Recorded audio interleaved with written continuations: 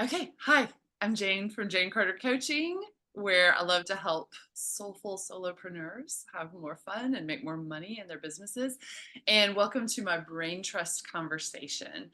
I'm having these conversations with people that I consider part of my board of advisors, but that I also want to be part of your board of advisors to learn some good, juicy nuggets for your small business. And today I am having a great conversation with Paige Worthy. Paige, I want to let you introduce yourself. Awesome. Hi, I'm Paige Worthy of Paige Worthy LLC. My brand is my name. I am super close to my own brand, and I am a story and brand messaging coach and copywriter for what I call businesses that give a shit. So I don't have a niche except that the people I partner with have to be absolutely mad for the work that they do, care deeply about the customers that they serve, and really just want to treat their customers like humans, not robots or ATMs when they market what they're doing.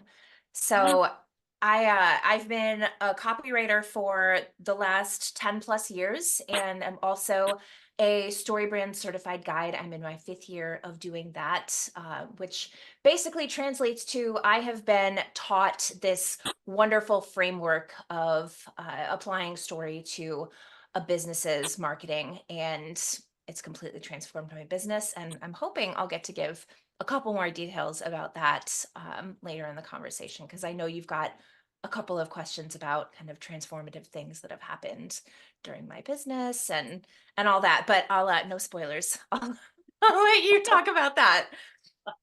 Yeah, okay. So I'm going to be asking several people the same core questions, but I'm excited to see how they evolve as we go as well. So the first question I want to ask, because I think we can see this a lot where people think they're doing the right thing, but they're actually, it might be backfiring, or they don't realize that they might be messing themselves up. So is there a mistake that you often see people or clients doing, thinking they're doing the right thing, where you're like, oh, this is, I really need to help them with this, either when it Oh, comes to copywriting or branding or coach or just yeah. in the business world?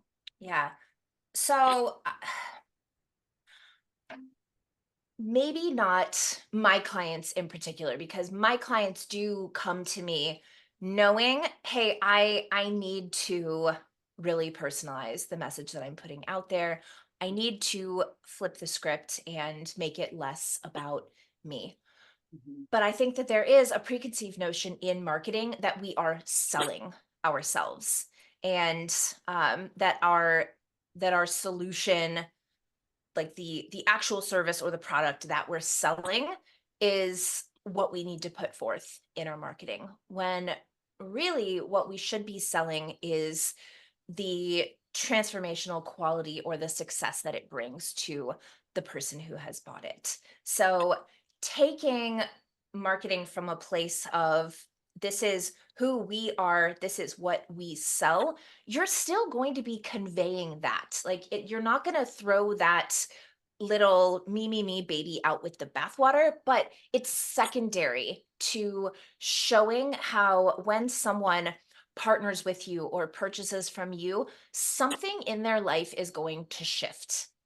Mm, Depending on what you're selling, that shift may not be like ground shattering, their whole life is going to change, and like they're going to cure cancer and solve world peace and all of that, but something is going to be better when, or at least a real problem that they have is going to be addressed through partnering with you. So I think it's less of a something they're doing wrong than it is a convention that we have all been trained over time to follow, that could stand to be shaken up a little bit. yeah, I love that shift, and I love that shift into focusing on them rather Yeah. than the thing you're selling. That's It's great. and it's not always easy. Yeah. Like there is actually quite a bit of unlearning that has to take place, and then there's a lot of nuance in, okay, well, how do we actually talk about this without Mhm. sounding lame or overblown, or like there's a listen, messaging and copywriting they're delicate.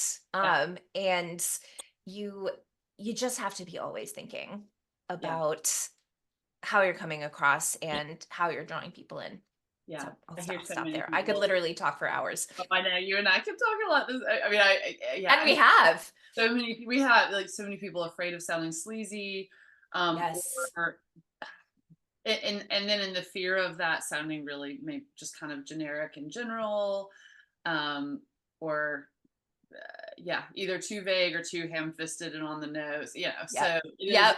art, and you're really good at navigating that with people. So Oh, I thanks. appreciate that, and also having humor in there. So Yeah. um, yeah. Okay, next juicy question. Um, if you could go back to when you started and like talk to your younger self. I'm such a therapist. Okay. Yes, let's parent my inner business child. Yeah. Like when in my world as a therapist, I love to talk to people about their inner child. But like I do think we carry our younger selves, and the things, we all have these things we've learned along the way that we wish we had known. So are there any things like that where you're like, oh, I really wish I'd known this when I was going into business? Or like what would be the Yes. things I would tell myself to focus on? Or pathways to avoid going down? Yeah. Yeah. Yeah. Well, pathways to avoid going down. Don't work with restaurants. But no. Too Hey, you gotta specific. save someone a lot of time and Oh my gosh. Yeah, I ended up in some mm, fun situations. No, I it's easy for me to say this now, mm, but um be willing to say no. mm, Say no is, I think every baby business owner is existing to some degree in a space of scarcity and informing their decisions through the lens of lack. And it took me a long time to get comfortable enough with my business to be able to say, it's like not what I do. yeah. Or, or I don't want to work with this person because they don't pass the vibe check. Mhm. Like there were a lot of red flags that I overlooked, thinking like, oh, like I can get over that. I'll just like do the work and then get out of it. No, like don't put yourself through that. Don't put yourself through that. So boundaries and the ability to identify what you're really good at, what what kind of lights you up. I don't like that phrase, but what gets you excited about doing the work and really allowing yourself to focus on that. That is what I would tell baby Paige Worthy. Yeah. Yeah. That's great. That's great. Because I spent a lot of time trying to shoehorn myself into tasks and deliverables that weren't my best work Yeah. in service of, paying the bills or hitting some arbitrary goal that I'd set for myself or pleasing a client, when like really no one's pleased at the end of the day when the work isn't what it deserves to be. Yeah. So Which now if I why? don't do stuff, um, I well, who hasn't seen Miracle on 34th Street? But one of the things about Miracle on 34th Street that I've always found incredible is Chris Kringle Mm, is working at this department store, and when a kid comes and sits on his lap to tell him what they want and they don't carry it, he like kind of side whispers to the parent like, "Hey, go down the street to Macy's, like they're offering this at a great price, like you don't mm, have to like disappoint your kid for Christmas." And like that's what I do. I say like, "Listen, I'm not good at this. I don't do social media. I don't write blogs, but boy, I know somebody who will slay this for you." mhm.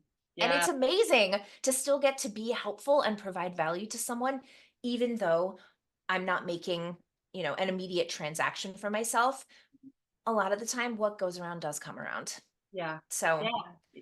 So it's kind of like there's that on one level, there's just putting that goodness out there, right? Like yep, just coming from a place of let's do what's best for people. yep, That puts good energy out there, right? it does.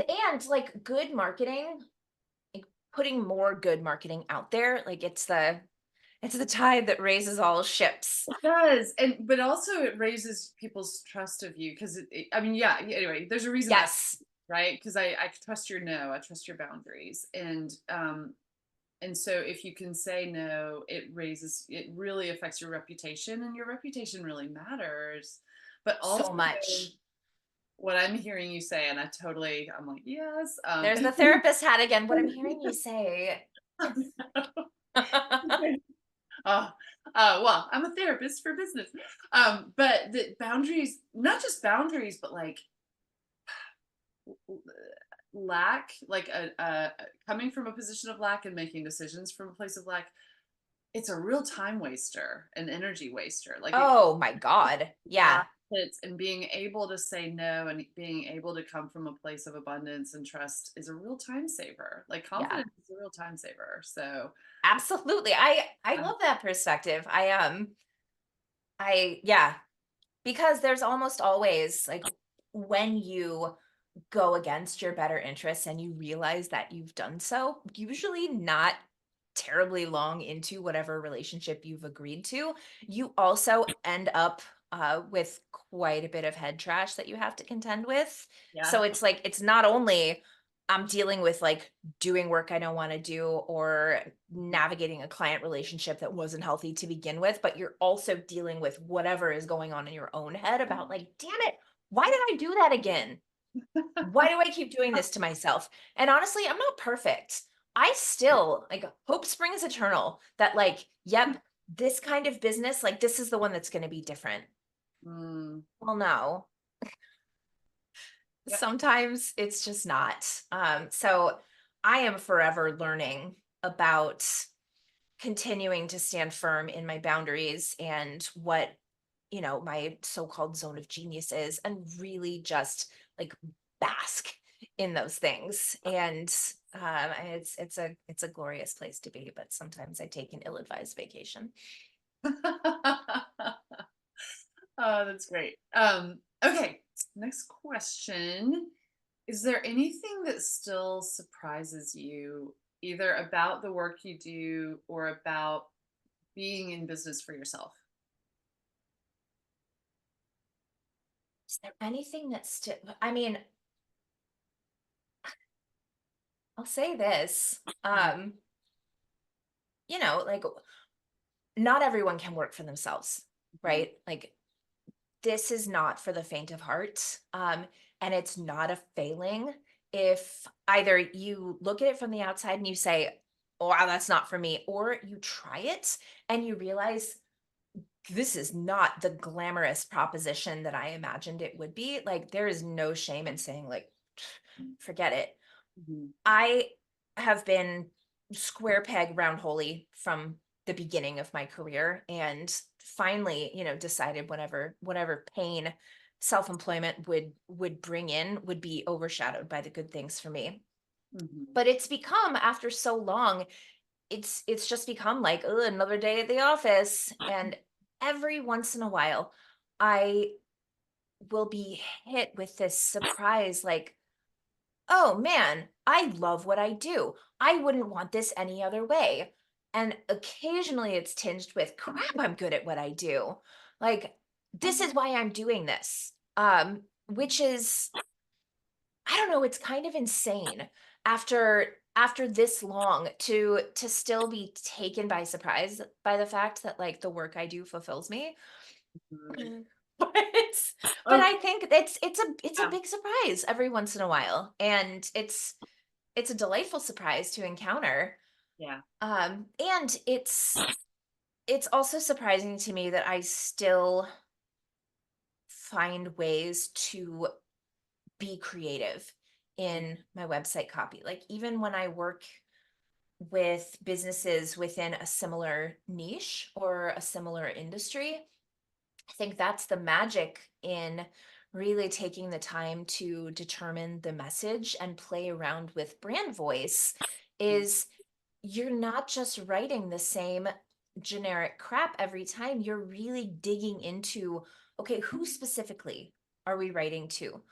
What specifically are you offering? How do you perceive what success looks like for your customer or client? And it has to become different based on those answers. The tone that you use, the words that you use. Mhm. Like, apparently, not every business in the same industry is the same. What? Who knew? What? What? Just like not every person is the same? Yeah. So, the ability to continue being creative and right through the eyes and also the mouths of my Mhm. customers, like, it's it's just continually delightful and occasionally Yeah. surprising. It sounds so fun. I mean, it It is. sounds like you're having fun. Yes, there certainly are some projects that feel like slogs, Mhm. but they only make me appreciate the good ones more. That's that is my one, like, Pollyanna statement that I'll make during this conversation. Yeah.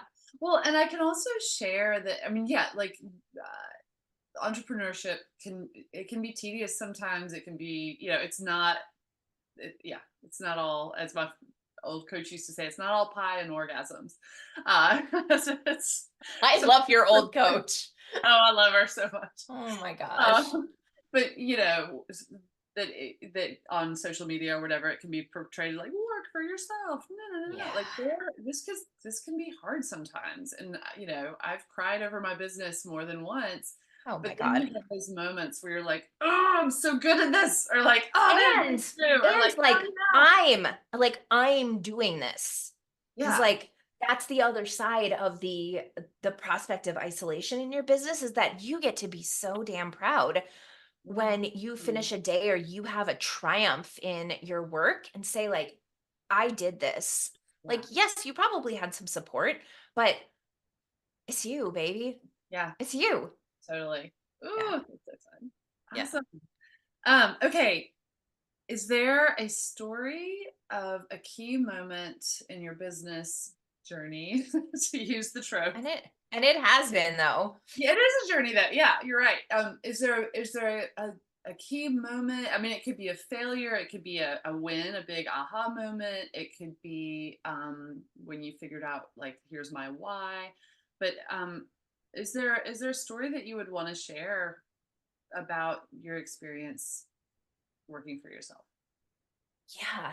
So, can I share something related to kind of my shift in perception around marketing in general? Oh, absolutely. Because I think it really has changed how I operate as a business owner, and also how I communicate what I do. Um, so now in my business, I am incredibly outspoken, and I am, like, you look at my website or you read my emails, and actually somebody just yesterday was like, "Oh my god, like, now I can hear your emails in your voice, like, it's the same." Mm, And I was like, "Yes!" yeah. That is what any business owner can hope for, that they are true in that entire through line.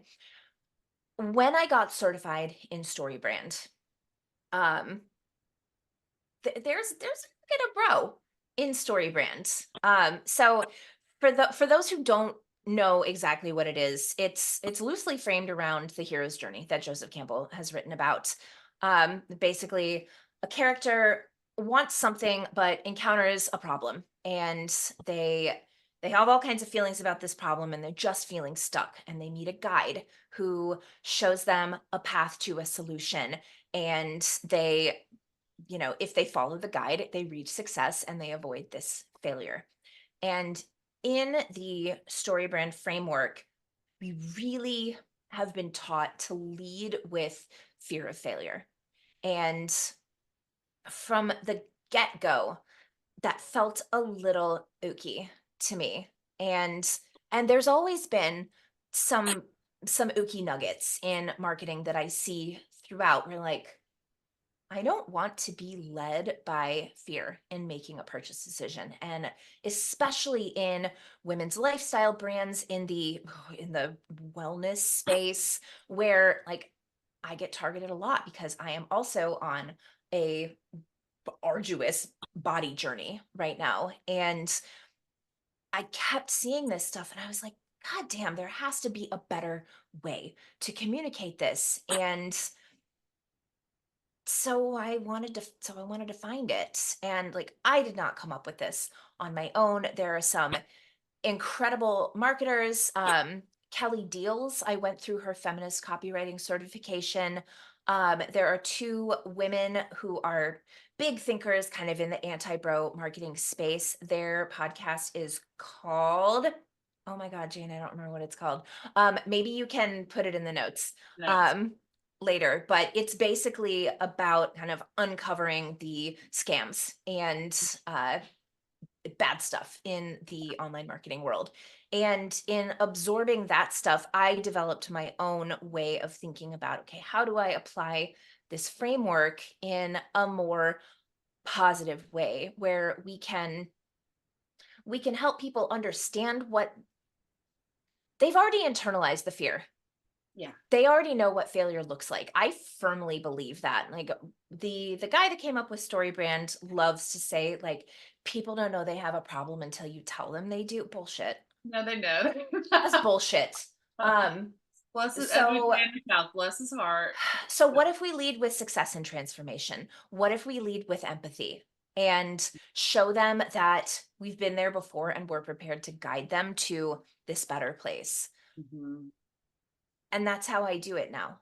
Mm, I It's a long road. I think there are more and more marketers who are seeing this and speaking out against the fact that there are all of these subversive tactics in marketing that we use to influence people, and especially, in launching and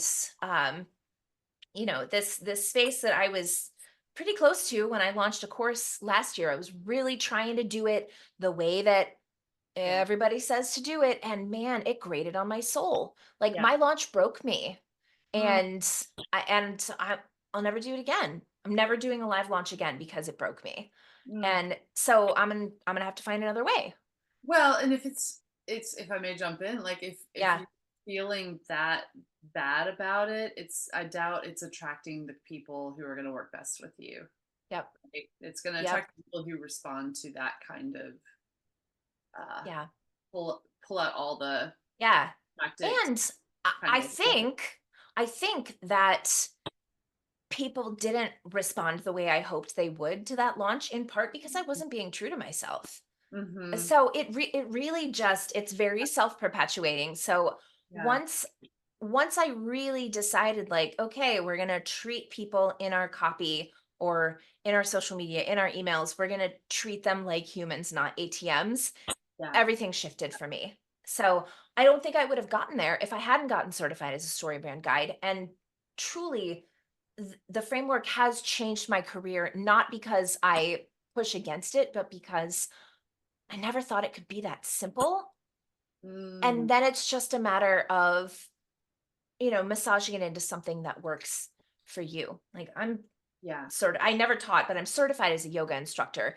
And one of the constant phrases in a yoga instructor's vocabulary is take what works and leave the rest. Mm, And I really believe that's the case in marketing too. Like we're always pulling in material from different places and being overloaded by shoulds and best practices and stuff. And you really have to sit with them and think critically about, like, okay, what actually resonates with me as a business owner? What's going to resonate with the people that I have spent a long time figuring out I want to serve? And then ditch the rest. yeah. It's not easy. None of It's this is easy. and gosh, that's so valuable, right? Because especially when we're starting out, but I mean, again, I think we cycle into some of the same, like Mm. those little moments of doubt or whatever. It's just so easy to doubt your own sense of things, Yes. right? And Yes. a framework can be really, it can be really helpful because it's like, okay, well, so this is a thing I know what to do and I feel safe, but then that gives you something from which to then go, okay, but here's the wisdom I'm learning from this. This Yeah. is actually where I want to go with this, and this is what's Yeah. working and what isn't working. Yeah. So I love that. I love And it's what keeps the work exciting, no matter what you're doing. Is just constantly learning, and picking out the things that work best for you. Like I don't know, it's just, it continues to make you stronger. Yeah. Yeah. And you can always decide later on, like, oh, actually, this doesn't fit me anymore, and Yeah. ditch that too. Like, Mhm. evolution is sort of the cornerstone of Yeah. my journey as as a business owner. I just have to be forever ready to pivot and decide that, like, oh yeah, this is no longer my thing, Yeah. and say bye bye. Yeah. And I love that you've had the courage to do that, or the wisdom or the intuition, whatever word we want to It's use. the balls. Balls. It's the balls. Because it really does just take a set of brass ones Yeah. sometimes You're to absolutely just say, right. like, I'm all done. Yeah. Okay. I love it. That's great. So let's end on Wait, let's balls. end on that. So the title, balls. That's what it Balls. is. The Paige Worthy story. It's great.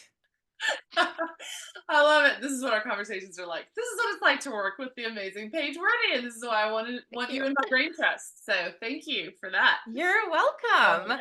So how do people work with you? How do people find out about you? So my website is very complicated. It's pageworthy.com.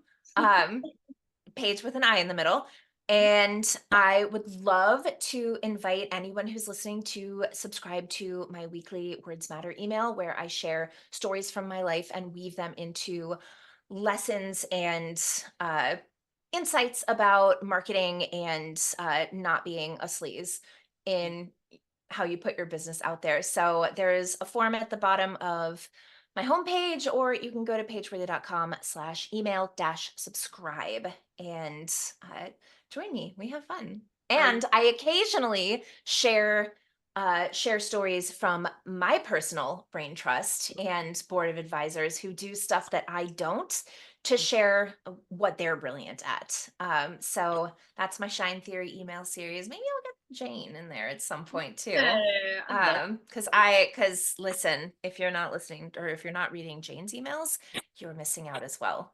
We have very different tones, but I think super similar perspectives, yeah. Yeah. which I think we both have really good emails. I'm not gonna lie. Yours are go just us. I know. I mean, there are only a couple of people that I always open their emails, and Same. you're one of those people. So Thanks. Thanks, friend. yeah, Same. high five. High five. This was so fun. Thank you for Oh inviting yes, thank me. you so much for coming. Thanks for being in my brain and then everyone else's brain watches this. Absolutely. I'm like a little worm. Thank you. Warm with balls. So okay. I have to go. On it again. Really. Thanks. Oh Babe. my God. You are welcome.